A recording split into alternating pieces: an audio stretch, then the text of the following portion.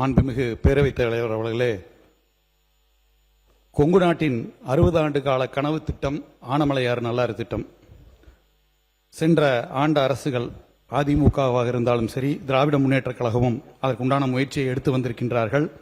அந்த வகையில் எங்களுடைய கோரிக்கையை ஏற்று ஆளும் அரசாங்கம் அதை நிறைவேற்றுவதற்கு முயற்சி எடுப்போம் என்று அறிவிப்பினை மானிய கோரிக்கை எண் 40 கொள்கை விளக்க குறிப்பில் 131ஆம் பக்கத்தில் குறிப்பிட்டிருப்பதற்கு கொங்குநாடு மக்கள் தேசிய கட்சியின் சார்பாகவும் பயன்பெறும் விவசாயிகள் பொதுமக்கள் சார்பாகவும் அரசுக்கு நன்றிகளை தெரிவித்துக் கொள்கின்றேன். உடனடியாக செய்ய வேண்டியது இரு மாநில முதல்வர்கள், நீர்வளத்துறை அமைச்சர்கள், சட்டமன்ற உறுப்பினர்கள், பாசன சங்க பிரதிநிதிகள், ஓய்வு பெற்ற அதிகாரிகள் கொண்ட சிறப்பு பேச்சுவார்த்தை குழுவை அமைத்து நீண்ட காலமாக நிலுவையில் உள்ள ஒப்பந்தத்தை மறு ஆய்வை உடனே தொடங்க வேண்டும் என்று கேட்டுக்கொள்கின்றோம். ஏனென்று சொன்னால் அந்த அறிக்கையில் குறிப்பிட்டிருப்பது ஆனமலையார் மற்றும் நீராறு நல்லாறு திட்டங்கள் விவரத்துக்கு போவானா என்ன வேணும் மட்டும் ஒரு வரிதான். குழுவினை உடனடியாக அமைப்பதற்கு முயற்சி செய்ய வேண்டும். அதே போல பைனான்ஸ் மினிஸ்டரும் சொல்லியிருந்தேன். 14.98 கோடி உயிர் தண்ணீருக்காக கால்வாய்களை புறணமைப்பதற்கு ஒதுக்கி இருக்கின்றோம். அதை உடனடியாக விடுவித்து அங்க இருக்கக்கூடிய விவசாயிகளுக்கு ஒரு நல்ல சூழ்நிலை, ஏன்னா நல்ல மழை இல்ல, உயிர் தண்ணி தான் கொடுக்க முடியும். அப்படி உயிர் தண்ணி கொடுக்க வேண்டும் என்று சொன்னால் கால்வாய்களை புறணமைக்க வேண்டும். அதற்கான அந்த நிதியை உடனடியாக ஒதுக்கி தருமாறு தாழ்மையுடன் கேட்டுக்கொள்கின்றோம். அதே போல இன்னொன்று, டூரிசம்ல மெடிக்கல் டூரிசம் நல்ல வாய்ப்பு இருக்கு நம்ம தமிழ்நாட்டிற்கு. நம்முடைய காங்கிரஸ் மாண்புமிகு சட்டப்பேரவை உறுப்பினர்கள் சொன்னது போல மெடிக்கல் டூரிசம் என்பது தமிழ்நாட்டிற்கு மிகவும், ஏனென்றால் நல்ல மருத்துவமனைகள் நம்ம மாநிலத்தில் இருக்கின்றது. அதையும் நீங்கள் கன்சிடர் பண்ணணும். அதே போல லாஸ்ட் கோரிக்கை லஸ்கர் அப்படின்னு சொல்லுவாங்க. அதாவது அந்த டேம்ல இருந்து வெடிய அந்த ரைஸ் ஆகிற அந்த லெவலை எல்லாம் பார்த்து மானிட்டர் பண்றவங்க கிட்டத்தட்ட அவர்களும் அலுவலகத்தில் இருக்கிறவங்க 3500 பேர் இருக்காங்க அந்த லஸ்கர் கேட்டகரியில. அவர்களுக்கு இன்னும் பணி நிரந்தரமோ அந்த ஊதிய உயர்வு தற்காலத்துக்கு தகுந்தபடியோ ஏற்பாடு செய்யாமல் இருக்கின்றது. அதையும் மாண்புமிகு நீர்வளத்துறை அமைச்சர்கள் எடுத்துக்கொள்ள வேண்டும் என்று கேட்டுக்கொண்டு அமர்வுறுப்பினர் திரு தென்றல்குமார். மாண்புமிகு பேரவைத் தலைவர் அவர்களே, என்னுடைய வேலூர் மாவட்டம் தேவிக்குப்பம் சட்டமன்ற தொகுதிக்கு உட்பட்ட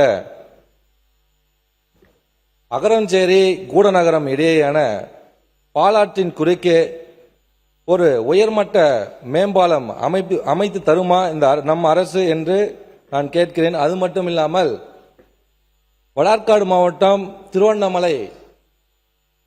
திருவண்ணாமலை தண்டாரம்பட்டு அருகே அகரம்பட்டு பள்ளி மற்றும் தொண்டாமுனூர் இடையேயான உயர்மட்ட மேம்பாலம் 2025ஆம் ஆண்டு 18 கோடி ரூபாய் செலவில் கட்டப்பட்டது. கட்டி 5 மாதத்தில் நீர்வளத்துறை சுற்றுலாத்துறை பற்றி தான் நீங்க அதை பற்றி சொல்லலாம். அடுத்து 5 மாதம் ஒரே நிமிஷம் 5 மாதம் அந்த நீர் வெள்ளத்தில் அடித்து சென்றது.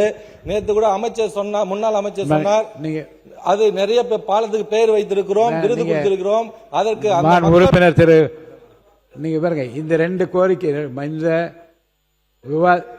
இருங்க நீண்ட நெடிய விவாதத்தில் பல உறுப்பினர்களுக்கு அவர் தொகுதியில் உள்ள நீர்வளத்துறை மற்றும் சுற்றுலாத்துறை பற்றிய பிரச்சனை, கலை பண்பாட்டுத்துறை பற்றி அதை பற்றி ஏதாவது ஒரு கேள்வி நீங்க ஒரு வரியில் சொன்ன நல்லா இருக்கும். மற்ற விவரங்கள்லாம் வேண்டாம். இல்ல நீர்வளத்துறை பற்றி இருந்தா சுற்றுலாத்துறை பற்றி சொல்றீங்களா, கலை பண்பாட்டுத்துறை தமிழ் வளர்ச்சி சொல்லுங்க, அதை பற்றி சொல்றீங்களா?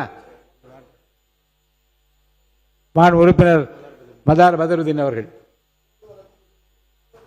ஊரக சுருக்கமா உறுப்பினர் நீங்க பக்கத்து மைக்கெல்லாம் உங்க மைக் ஆன் பண்ணுங்க. வரும். மாண்புமிகு பேரவைத் தலைவர் அவர்களே, சுற்றுலாத்துறை சார்ந்த கோரிக்கை. மதுரையில் இதயமாக திகழும் அருள்மிகும் மீனாட்சி அம்மன் கோவில் அன்னை தரிசனம் செய்வதற்காக இந்தியாவிலிருந்து நாள்தோறும் 20,000 பேர் வராங்க. பக்தர்கள் சுற்றுலா போல மருகே வந்து கொண்டிருக்கிறார்கள். அங்கே பார்த்தீங்கன்னா திருமல நாயக்கன் மகால், அழகர் கோவில் உள்பட பல திருக்கோவில்கள் அங்கே இருக்கு. ஸ்ரீரங்கத்தில் இருக்கிற மாதிரி யாத்ரா நிவாஸ் என்றது போல மதுரையில் 1000 பேர் பயனளிக்கும் விதமாக இங்கே ஒரு யாத்ரா நிவாஸை அமைத்து தர வேண்டும் என்று பேரவைத்தின் வாயிலாக கேட்டுக்கிறேன். ஒன்றே ஒன்று முடிச்சிடறேன் சார். மதுரை மீனாட்சி அம்மன் கோவில் திருப்பரங்குன்றம், சோலைமலை, அழகர் கோவில், கூடலூர் பெருமாள் கோவில், பாண்டியன் கோவில், இந்த மாதிரி ஒத்தக்கடை கோவில், நரசிம்ம பெருமான் கோவில், திருமல நாயக்கன் கோவில் மற்றும் கீழக்குடி சமணப்படுக்கை, முதலக்குப்பம் சமணப்படுக்கை போன்ற சுற்றுலா தலங்கள் இருக்கின்றது. சுற்றுலாத்துறை டெய்லி பேக் மாதிரி காலையில் வந்து பார்த்தீங்கன்னா அவங்கள கூப்பிட்டுட்டு போய் எல்லா சுற்றுலாத்தையும் காமிச்சிட்டு ஈவினிங் வந்து விட்டா அது வந்து ஆன்மீக பக்தர்களுக்கு எந்த ஒரு இடையூறும் இல்லாமல் இருக்கும். நான் கேட்டுக்கிறேன். ஒன்று முடிச்சிருங்கய்யா. மீனாட்சி அம்மன் கோயில் கோபுரத்தில் கண்கவரும் வண்ண விளக்கு அமைச்சு இரவு நேரங்களில் சுற்றுலா பயணிகள் ஆவணம் செய்ய வேண்டும் என்று சுற்றுலாத்துறை கேட்டுக்கொள்கிறேன். வைகை நதி மேம்பாலத்தில் சுற்றுலாத்துறை பகுதியில் வண்ண விளக்குகளை அமைத்து இரவு நேரங்களில் சுற்றுலா பயணிகள் மதுரை அழகரை ரசிப்பதற்கு உதவுமாறு ஆவணம் செய்யுமாறு கேட்டுக்கொள்கிறேன். மதுரை ரயில் நிலையம் மற்றும் விமான நிலையங்கள் ஆகிய இடங்களில் முக்கிய சுற்றுலா பகுதிகளை குறித்து டிஜிட்டல் பலகைகள் சுற்றுலாத்துறை வைக்க வேண்டும் என்று கேட்டுக்கொள்கிறேன். மதுரை கிழக்கில் உள்ள வண்டலூர் கனமலை சுற்றுலாத்துறை மூலம் மேம்படுத்த வேண்டும் என்று கேட்டுக்கொள்கிறேன். இதுதான் துறை சார்ந்த இது. மாண்புமிகு உறுப்பினர் திரு எம் பி கருப்பையா அவர்கள். நன்றிங்க. நீளமான பேச்சுக்கு அனுமதிக்கல. என்ன வேணும்னு மட்டும் ஒரு வரி மாண்புமிகு பேரவைத் தலைவர்களே, நீர்வளத்துறை, சுற்றுலாத்துறை. மாண்புமிகு தமிழ்நாடு முதலமைச்சர் காலையிலே 110 விதிகள் 3 முத்தான அறிவிப்புகள் அளித்ததுக்கு நன்றியை தெரிவித்து சுற்றுலாத்துறை மூலமாக